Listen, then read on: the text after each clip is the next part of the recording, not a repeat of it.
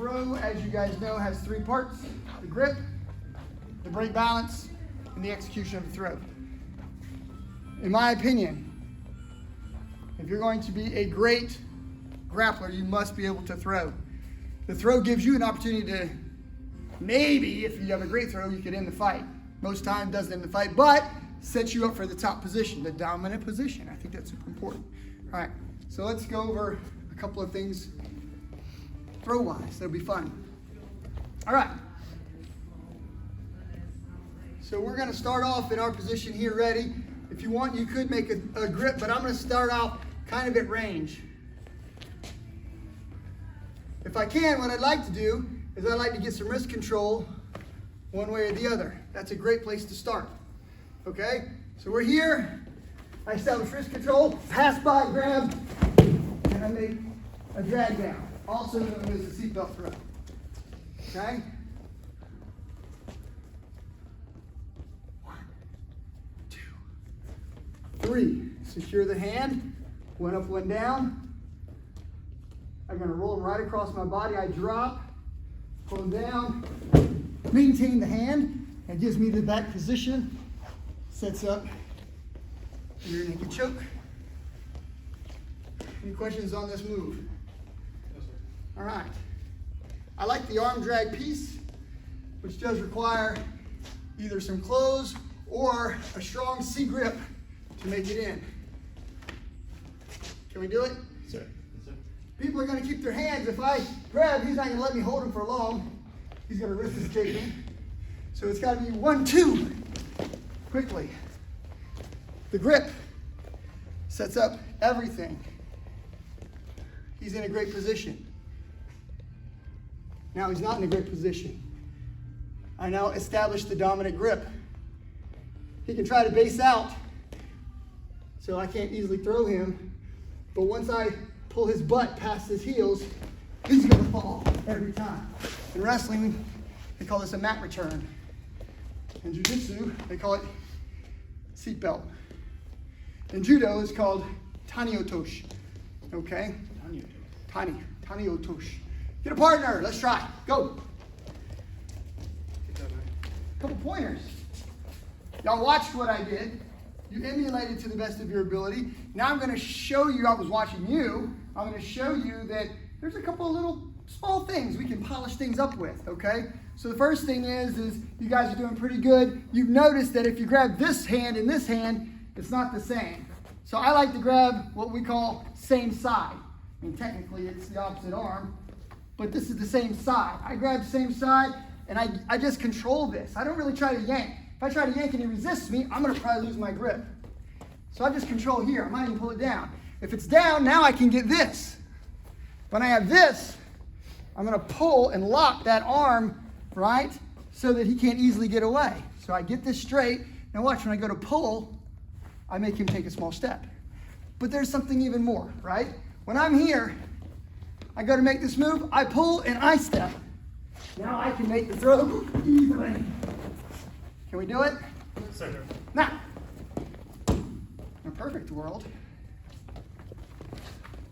if that foot is back, and I like that side, and I'm going for this, then I've got to do something. I've got to pull hard enough that he takes a step. He might not take the step. You can start here and go here to the front side, whichever one's easy. But notice that whatever I'm doing, right, the bottom line is I get control. He pulls halfway, I step halfway to the rear position. I saw a lot of you guys doing a pretty good job of this, but then he was kind of not in the right position. You pulled him, you didn't move. If I pull him, he moves, and then I move at the same time, I'm in the best position for the takedown. Is that helpful? Sir, sir. All right, remember that we're not gonna hang on Joel's back, right? We get this position. Joel can support my weight, right? I can do this all day. He's not gonna fall. Make sense? Sir, sir. I have to get control of the hand, and I'm gonna pull on this elbow, which turns his body. Or I can pull on the hand, which turns his body. I leave my foot behind, heel, block, right? Heel, block, right? So when I go to make the throw, I'm not going to do this, right? I'm going to pull him until he turns, then I'm going to pin him. Good dominant, back position with an opportunity for a choke or control. 2 more times, each person. I want to go behind him, blocking him from taking a step back. If I pull him, he takes a step back. We do this all day, dance. I don't want to do here. I'm pulling sideways. I lock his knee. If I lock his knee, you see how that's going to be detrimental to his knee? So it's, for safety purposes, I stay behind, right? If this foot ever goes here, and you pull him in this direction and it locks that knee, when he falls, if this foot doesn't move quickly, you're going to injure your partner. Don't get me wrong, for self-defense, you want to do that. But I'm here, and I block the heel so he can't step. Right? And when I turn, I sit. So I'm not going to turn and push him this way. That might work. I'm going to turn and pull him this way. I'm going to show you a fun one. The fun ones are always super cool. So the grip that we're looking for this particular throw just controls him, right? So we're here, I make 1, 2, and I get this grip. I feed this hand here. Does that make sense? Then I pin his hand, right? Now, at this point, there's a number of things I could do. Number one is I could, instead of making this throw, I could step through, switch hands, and go this way. And now I've moved him to a different position. Okay? Does that make sense? Sure. So we're here. 1, 2, here. Set, down. All right? Now I've got access to a toe hold. I've got access to a knee bar. I've got access to a heel hook. There's a number of things I could play with. Okay? I don't have access necessarily to the rear naked choke. 1, 2, 3. Here. This is the important hand. This is not the important hand. This one. Set. Reach. Grab. See, I've still got his hand. Sure. Roll him up.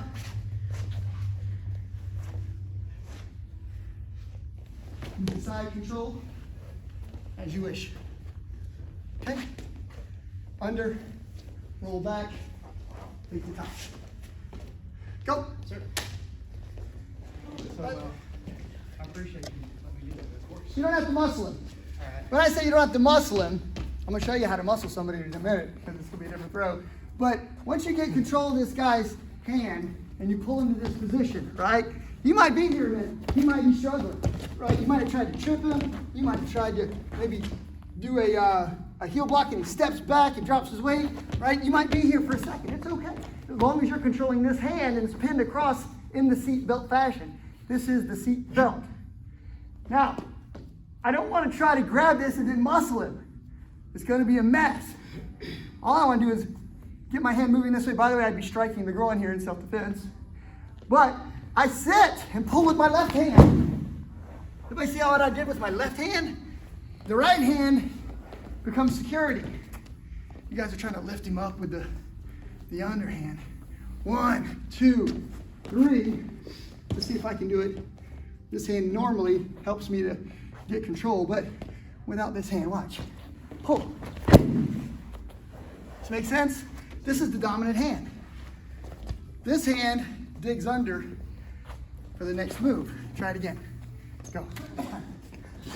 Somebody on YouTube or Facebook's gonna say, this is some bull crap, McDojo crap, some sort of, you don't have a real jiu-jitsu rank or some other stuff. If I could do so and still be a good Christian, I'd probably give the camera the middle finger right now for those guys, but I won't. Here's the bottom line. This is a fun throw that if you work, people won't know what the freak is going on. That's kind of the neat thing. Now, I'm going to show you why I try to get people to do this throw. Similarly, start with the arm drag. Advance to this position. This time when I go here, right, I'm going to Sumo Baby him and drop him on his head. Bam. Whew. Does that make sense? Sure. Now you see why this hand becomes important. This is now becomes the lifting hand. But I'm not lifting with my bicep because I couldn't curl a 1 150 dude with one hand, well, maybe if I power myself up like Goku or something, right? So 1, 2, 3, right? I still can do this one, right? And I do this. I pull them towards me. I get this. Now watch my squat power here. Lift, turn, dump him on his head. On his head. YouTube, you can suck it. all of my haters. Now when you see where I'm going with this, and you think, dude, if I could slam someone on their head, fight over. All right, there is a challenge. We have an upward limit. Joel is a little bigger than me, right? If I do this improperly, there's no getting him up, right? I get here, and Joel's a big dude. I've got to get deep, and I got to get under him. I use my leg power, not my back power, not my right hand power. All this braces, and I lift this way and arch my back, right? Not bad for a 53-year-old dude. That was awesome. That was nice. Get your buddy. Totally planning on Facebook. Joel's like, my insurance is paid up. I'll get healed in 2 or 3 months of ICU. Out of my coma. Out of his coma. Get to play with it? Yes, sir. How many of you are like, okay, a little tight in the back now.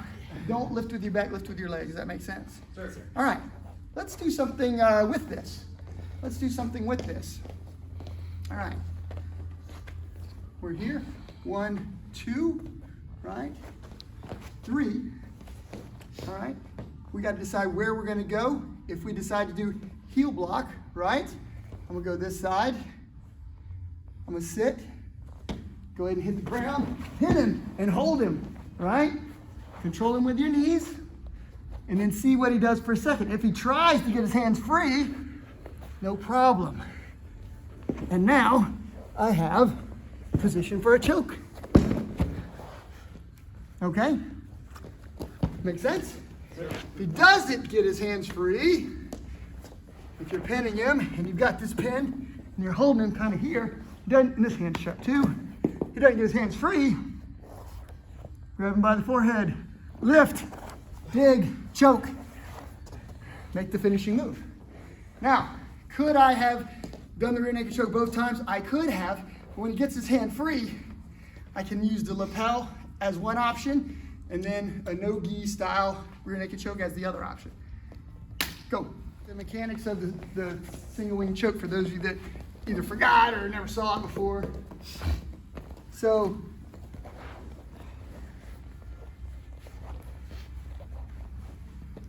the single wing choke is a variation of the sliding lapel choke. All right, so this chokes him a little bit. But when I pull here, like I can put some pressure here and I can choke him with this hand, watch. See how this hand matters? All right, I pull out all the slack and I got nothing here, pull out all the slack, I now cut his throat with this one. Either hand can help affect the choke. But he's got 2 hands free. He grabs this hand and breaks it off. I go behind his head. This hand is now here. Now watch, I don't want to do this, I want to do this. Now, I'm going to use my back. Hands hold still, and what, you okay? Yeah, I'm good. He swallowed real hard. All right. I pull and cut here, but watch, I don't pull with my arms, I just hold, and I use my back. Does that make sense? Woo. All right. So the single wing choke is akin to like an Ezekiel. Okay, kind of a choke, right? If we did a no-gi Ezekiel, right? Or if we did a sleeve choke or an Ezekiel with the sleeve, it's similar, but you're using the lapel in this case. By the way, rear naked choke still works. By the way, let me show you, there are 2 variations since we don't talk about this much and it just occurred to me. 2 variations, right? This, with the elbow underneath the chin, is a blood choke, okay? This is an air choke. See how my elbow's behind his shoulder? Does that make sense? This is Hadaka. Hadaka Jime, right? Rear strangle. This is an uncomfortable choke. This is a very comfortable choke. He just go to sleep, right? You didn't see that he's like gagging and freaking out. He just go to sleep slowly. This one, wrist bone, interlock, sit back. This elbow keeps him from escaping. Does that make sense? See how this hand is here? Anyways, give that a try if you like from the seated position. And then once you got it, the takedown, pin him to the ground, make for your rear naked choke or make for your single wing choke. Go. Off the throw, I wasn't in the best position to really affect the choke. So we're here, I make the throw, right? And I was hitting him, right? And I'm not really in the best position to make this choke because he's laying on the front of his uniform, but he pushes up with his hand and gives me some space, and I get this one set. This one comes under. I can't really get behind his head. Remember I said you want this to be up and out? So what did I do? Who remembers? You rolled. I moved to the side. Now, this hand has to tighten up if I roll. Watch. I pull him onto me, and now I've got the choke. Make sense? Sir. I could also use my leg and do it if I need to. Okay? Pretty cool? Sir.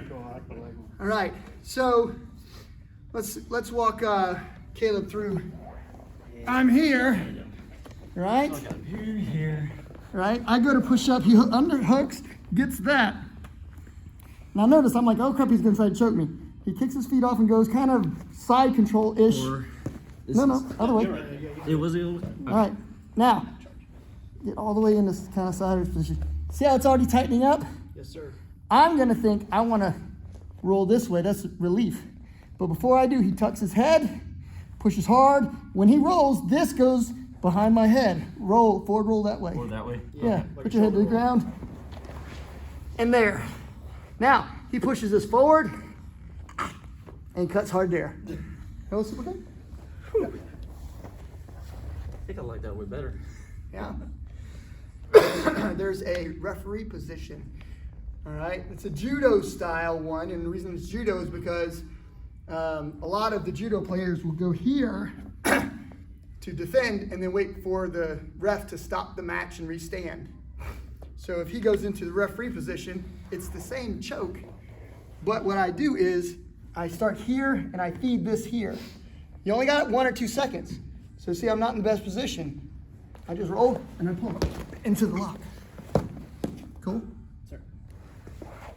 It's interesting to me, it's some sort of cool physics thing, that I'm able to pull him just with my grip. Across my body, I move his whole weight, 150 pounds, with just my grip. Because it locks and it tightens things, and every time it gets a little bit tighter, along that circle, there's more friction, harder for my hand grip to slip. It's really cool that I can pull his whole weight across. So give that a try. If you want, you can start from here, underhook, you're on the opposite side of the direction of travel. Give it a try. All right.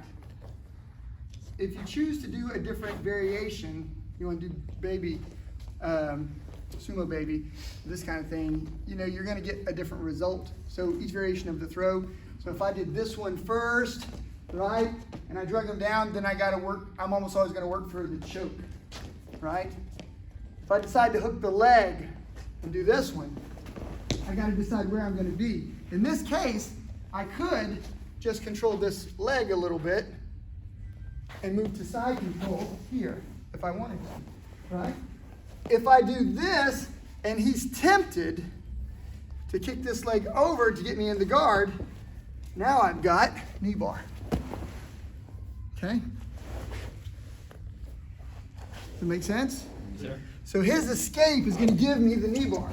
Let's do it again. 1, 2, 3, 4. And here he tries to escape that leg. I just grab it and step over. Boop. All right, here or even here. This one is pretty good. Yeah? Ooh. Yeah. Notice I'm not using my arm strength. I'm using my back. Pretty cool? All right. This is important. I'm pinching with my knees. This goes up the crack of his butt. If this leg is over here, he can get that leg free, kick this leg off, and that's how he escapes, which is now going to give me the heel hook, but I got to pin him first. See how I pin this foot? So he's immobilized. And I got a nasty heel hook. All right. Variation 2, make the takedown, attack the legs. Go. Variation 3, right? Again, I'm in mirror stance, not same side. This would be right foot dominant for both of us. He's right foot, I'm left foot, so that I can move. So it's an important point that we decided. Let's get it on video, by the way. I'm here, I go to make this move, I pull him across the body, it's easy for me to take this position. If I am in the same side, both right foot dominant, I go do this arm drag, I pull him to me, and I get stuck here, and getting around his back suddenly becomes difficult. I have to do something different. So again, we start off in the proper stance. Let's say he gives me the other side. Now I'm going to be this way, right? 1, 2, 3. Okay, make sense? All right, I do like this side, so I'm going to stay here. Pull, grip. Let's turn for the audience to see. I remember we did Sumo Baby, we did a lift, right? So what will I do what's the submission if I don't knock him unconscious with a throw? What do I have? I get here, I lift, I turn, boom, toe hold. See, I fell right into the toe hold? Yeah. My hand was here, it's just right there, right?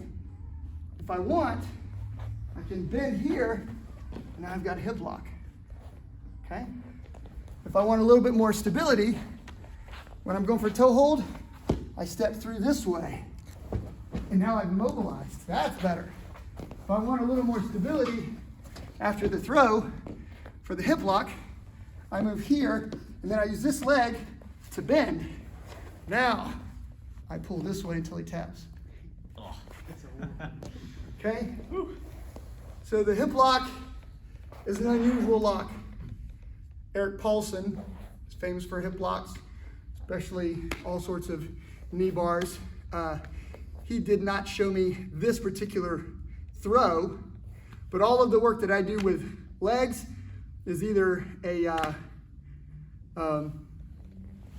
function of the Shamrock family, which I watch them a lot, or a function of watching Eric Paulson. Pretty cool stuff. If you can make the lift and the dump, you're here, knee down or step over, and go for either toe hold or whatever floats your boat. Give it a try.